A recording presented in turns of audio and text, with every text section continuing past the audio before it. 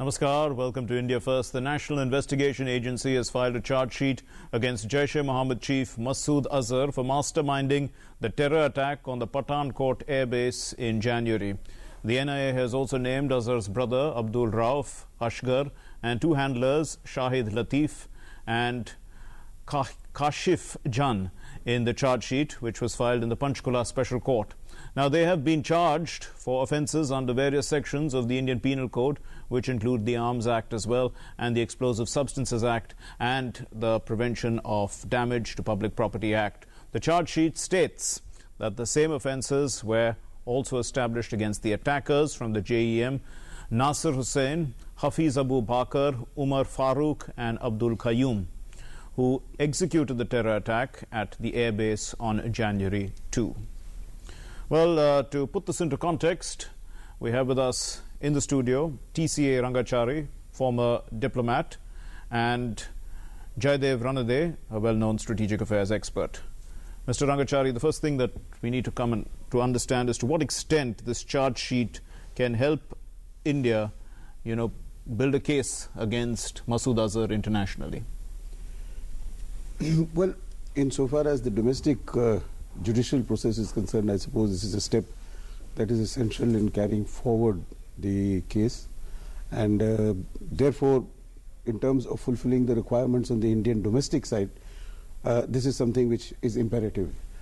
As far as China is concerned, I'm not very sure that there is going to be any impact, because this is part of the domestic legislative process, judicial process on the Indian side, and the domestic legislation or judicial processes do not impact on China.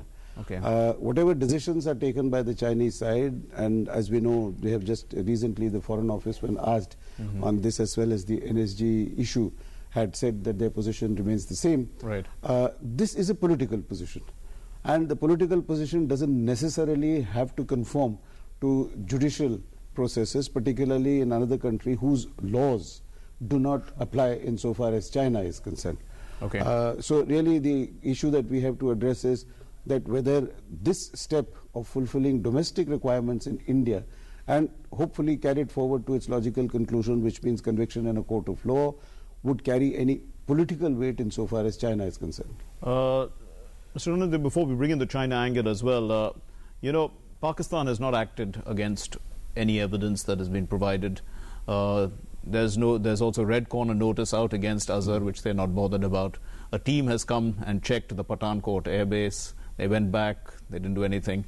And this charge sheet now has been filed after, forensic evidence, etc., has been gathered.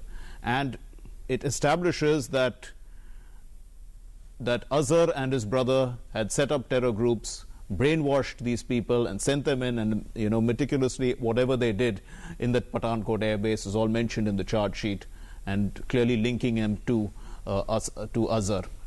How would you understand this?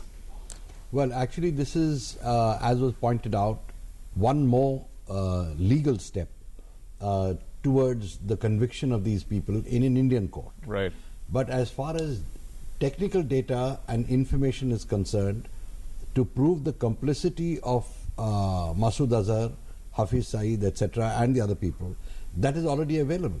Okay. After all, don't forget, intelligence agencies, Indian intelligence agencies and foreign intelligence agencies had given a warning about Pathankot, the imminence of an attack on Pathankot airbase, and had also collected electronic data pointing to where these people came from. So I think the fact that they were launched from Pakistan, okay, and they came here with their mission is already known. So right, this is just, I would say, preparing the legal grounds for proceeding against them. Sure. Pakistan will continue to deny that they have helped them in any way, because they want to keep this distance between the Pakistani state and sure, these people. And Pakistan is also not even allowing an NIA team to go there. Absolutely. So, and at the same time, the fact that they are backing them, continuing to back them, is evident from the manner in which they are getting TV time in Pakistan. They're being able to move around freely and hold demonstrations. So materially, sure, I don't think this charge sheet is going to make much difference. Mr. Rangachari, why is China supporting Azhar? Well, I'm not very sure whether it's a question of supporting Azhar. Because, if you go back into the history of Azhar, you'll find that the Pakistan government under Pervez Musharraf had actually taken action against him because he was involved in a plot to assassinate General Musharraf and so on. So it's more a question of protege Pakistan and supporting Pakistan's position, and for whatever reason currently the Pakistani position is to protect people like Masood Azhar. It's unfortunate. It's something that the government of India has repeatedly said is not conducive to combating terrorism, conducive to better relations with India. But then there it is. So I think the state of the relations between China and Pakistan today is such that China feels that it is in its interest to protect Pakistan and Pakistan's point of view, even if it means that it is going against China's commitment to combat terrorism in all its forms. Absolutely. It's another issue, though, which is connected to this, and I think maybe we should talk about this, is that insofar as Masood Azhar and terrorism is concerned, that's one aspect. But I think perhaps a matter of greater concern to us should be what China is doing in Pakistan-occupied Kashmir. And that is a much longer term matter of concern for us. Mr. Ranade, okay, so it can't be just that Pakistan and China are all-weather friends. There's got to be more, and Mr. Rangachari says that investments of China in Pakistan. But is Pakistan giving China, some sort of support on the international stage that, it can take a stand like this? Because China is the only nation on the UNSC, the 15-member UNSC, that is seems to be putting this technical hold on the ban on Azhar, and they clearly stand isolated on that. Well, the fact is that China has used Pakistan over the years. They've got a very close friendship. In fact, China calls Pakistan its only friend and ally. So it's a very deep relationship that they have, covering the entire spectrum, whether it's economic, military, nuclear, the works. And I think what, if I may use the term arrangement or deal that China has with Pakistan, is that it has told Pakistanis that you can continue to use terrorism as an instrument of state policy against India, provided you keep restraining or trying to curb Uyghur terror, which is directed against us. And if I take you back a few months, don't forget that this is the same arrangement that the Pakistanis had with the Americans, that we can only look after one flank, either you or the Indians, so whom should we prevent terrorism against? And so I think it is a continuation of the same thing. And is Pakistan keeping its part of the bargain in this? Pakistan is trying to. In fact, they have such an open arrangement that Chinese intelligence moves around in Pakistan. They're able to identify people who are then picked up, in fact bundled into cars and taken away with the assistance of Pakistan security forces. There's a very close collaboration between the Chinese and Pakistani intelligence. And I think it's not so much you were asking about what Pakistan is doing for them, as how useful Pakistan is to China. It's very useful for, as a gateway into Central Asia, as a point through which they can contact other Muslim countries, and of course as a pressure point against India, and as a stepping stone into Afghanistan. So it does have uses, but I think the moot point is that the Chinese have decided that Pakistan is more important to them, and therefore they will be less sensitive to our concerns. But Mr. Rangachari, the credibility of... go ahead. If I might quickly add to what Jade was just mentioning. See, I think also considering the investments that China is making in Pakistan for the security, safety of those investments, and for whatever return they expect they'll get out of the investment that they're making there, they need the goodwill of the Pakistan army. In so far as POK and Balochistan and Khyber Pakhtunkhwa are concerned, because of the situation that prevails there, China has gone to the extent of seeking the assistance of Pakistan government to have the Pakistan army protect Chinese investments in the projects and so on in Pakistan. Now, they have already, Pakistan army has already set apart a force of 10,000. That might not be enough. maybe Pakistan Army might enhance that number. But in case it is not able to do so, I think what we should anticipate and what we should worry about is the fact that the Chinese would then feel it incumbent upon themselves to supplement the effort that the Pakistan Army is making. Already there are reports of several thousands of Chinese PLA troops there.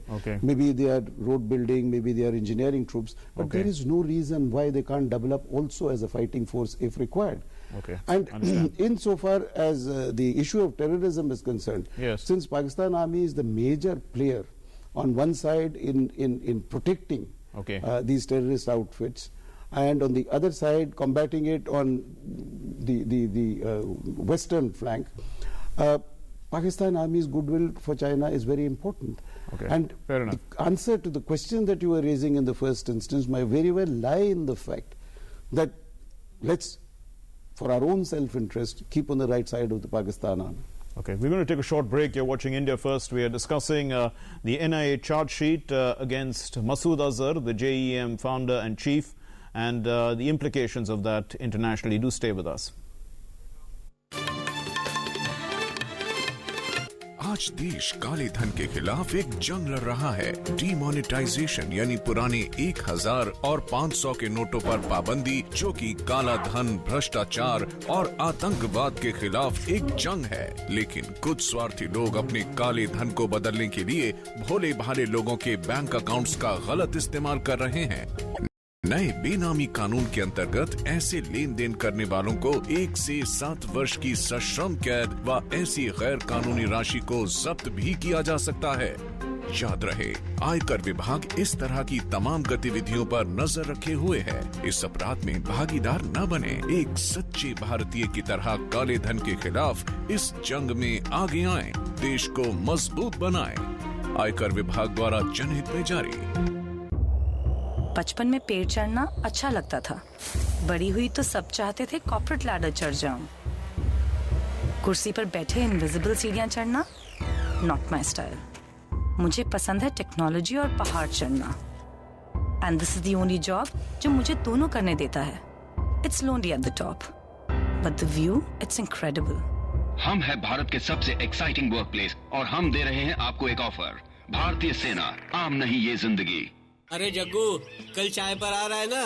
नहीं यार, घनसू कुछ दिन से पीछे पड़ा हुआ है आधार बनवाने के लिए। इस उम्र में क्या जरूरत है आधार बनवाने की? आधार से तो मैंने बैंक खाता भी लिंक कराया है, जिससे मेरी गैस सब्सिडी सीधे मेरे खाते में आ जाती है। यही नहीं, जो मेरे यहाँ शांति काम करती है ना, उसे भी आधार से विधवा पेंशन मिलने में आसानी हुई है। आप उम्र के किसी भी पायदान पर हो, आधार आपको सरकारी एवं गैर सरकारी सुविधाओं को पाना आसान बनाता है। आज देश काले धन के खिलाफ एक जंग लड़ रहा है। डीमोनेटाइजेशन यानी पुराने 1000 और 500 के नोटों पर पाबंदी, जो कि काला धन, भ्रष्टाचार और आतंकवाद के खिलाफ एक जंग है। लेकिन कुछ स्वार्थी लोग अपने काले धन को बदलने के लिए भोले भाले लोगों के बैंक अकाउंट्स का गलत इस्तेमाल कर रहे हैं। नए बेनामी कानून के अंतर्गत ऐसे लेन देन करने वालों को 1 से 7 वर्ष की सश्रम कैद व ऐसी गैर कानूनी राशि को जब्त भी किया जा सकता है। याद रहे, आयकर विभाग इस तरह की तमाम गतिविधियों पर नजर रखे हुए है। इस अपराध में भागीदार न बने। एक सच्चे भारतीय की तरह काले धन के खिलाफ इस जंग में आगे आएं, देश को मजबूत बनाएं। आयकर विभाग द्वारा जनहित में जारी। Welcome back. Mr. Randade, before the break, you were talking about Pakistan and China tacit understanding with regard to the Uyghur community. Now, doesn't this actually go down badly for Pakistan in terms of the other Islamic countries and, you know, this kind of a stand that it's taking? Wouldn't that actually be bad for Pakistan's credibility itself? Well, actually, Pakistan is walking a fine line here. They are, as you know, very radicalized as a society. They have very powerful jihadi tanzeems operating, led by Hafiz Saeed and Masood Azhar.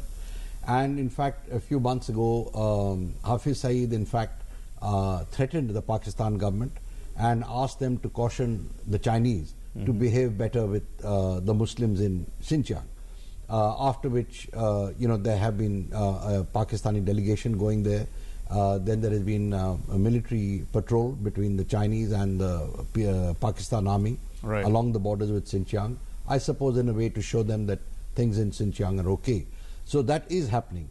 But, the fact that Hafiz Saeed could issue such a threat or make such a demand of the Pakistan government, first time he's done it, and the Pakistan government actually acquiesced to it, indicates how this sentiment, how powerful this sentiment is in Pakistan. Okay. Chinese are aware of that. They are worried about it. They have in fact carried out very detailed studies of the madrasas which operate in Pakistan and how many of them are hardline or Wahhabi. So it is a matter of concern. But I think Pakistan is also playing for time in this. All right. And the Pak army must be telling the Chinese that they have a firm grip on the situation inside Pakistan, which apparently they don't. But the Chinese have been, in fact, keen that the Pakistan army takes ownership of the China-Pakistan economic corridor. And the Pakistan army itself has been the main instrument pushing for this corridor. But Mr. Rangachari, if Pakistan is using terrorism as an instrument of state policy and every now and then, lets out one of these terrorists to brainwash its youngsters, and China is supporting a country like that, when it says that it is, against all forms of terrorism, isn't this some sort of double standards in the, people can see this as some sort of a double standard? Yes, of course. But then in some ways I suppose it isn't the nature of big powers to act in that fashion and take it for granted that whatever they do in their own best judgment of their own self-interest is something people will just have to live with. We're trying to understand what that national interest is. You were saying also that there were investments in POK. But, the other area that China has that the international community is concerned about is the South China Sea. Is Pakistan in any way, giving some support to China's stand over there? What kind of support is Pakistan giving to China? What is it getting? I don't think it's so much a question of what China is getting in the context of support in regard to other issues and so on. Specifically because of the fact that China already has a very close relationship, and I think Jaidev earlier mentioned several details in regard to the kind of cooperation that has existed between the two countries. Also because of the fact that in the long term, China views in Pakistan in multiple ways as being of benefit to what it perceives as China's own national interest, including, of course, the CPEC, which is the latest manifestation. It feels that it is much better for Pakistan's interest as perceived and articulated by Pakistan to be supported by the Chinese side. Not doing so could unnecessarily create an irritation or irritant where none need be there. And therefore, if you have to sacrifice the issue of principle in regard to terrorism insofar as India is concerned, it's a small price to pay. That seems to be the logic that operates. And unfortunately, as I said, this seems to be in the nature of big power thinking, that you don't necessarily have to be consistent with whatever principles you articulate. It serves your interests, then stay with it, and people will come to accept it as such. Of course, it is a contradiction. And of course, it is seen as a contradiction. But then, in what way does it impact on China adversely that it compels China to think otherwise? Mr. Ranade, so it is seen as a contradiction, and this technical hold that China has on Azhar in the UNSC is coming to an end at the end of this month, and starting January, there's a new Secretary General as well. India will be raising various issues. How would you think that India, can get this issue resolved? After all, it was raised in March. There was a technical hold, now a second technical hold, and China has said on the 12th of this month that its position remains unchanged. Well, it will be difficult to get an obdurate China to change its opinion, not only on this, including on NSG and a whole lot of other issues. And from what I would say is that if I link that with the increased frequency of Chinese protests on the Dalai Lama issue, etc., visits to Arunachal, there seems to be a sustained, shall I say, there seems to be a decision by China that it will, be less sensitive to our interests, and therefore, in the UN Sanctions Committee also, I expect no change to come about. As far as what you mentioned about the inherent contradiction in its position, they are aware that people are looking at it like that. In fact, some academics from the premier think tank in China, which is the Chinese Academy of Social Sciences, they've also pointed to the fact that China is not getting and cannot expect too much support from other countries in tackling its own terrorist problem of Uyghurs. So hopefully at a point in time, if things in Pakistan get worse, if there are more terror attacks on Chinese workers and projects inside Pakistan and elsewhere, I think that is the only way that China will change its position. May I add very quick word to this, and that is that, even if the UN were to take a decision which is accepting India's position, till such time as Pakistan is willing to act, the practical impact of that decision may not be very much. Yes, it's true that India would have succeeded in getting Masood Azhar labelled as a terrorist under UN, and then the sanctions, etc., that apply would be attracted. But that's not enough. The state which is hosting elements like this needs to act against them in a resolute manner. And if that state, Pakistan also is among those states which says that it wants to combat terrorism in all its forms. That's right. They have to be true and live up to that commitment. And therefore it is very important that Pakistan, irrespective of what the UN Sanctions Committee does, acts against these elements. And this charge sheet is going to be, at least in some way, a starting point where, the NIA, where India can build pressure to say Pakistan needs to act because the charge sheet is now filed, the investigations are over. And Pakistan has been obviously avoiding everything that could be done that could be avoided in terms of this Pathankot terror attack case.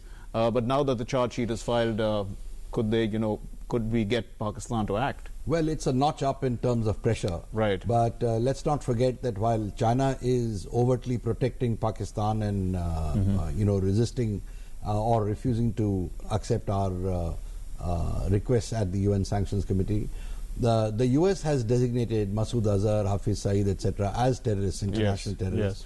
But it has stopped far short of taking any action against Pakistan or applying sanctions against Pakistan.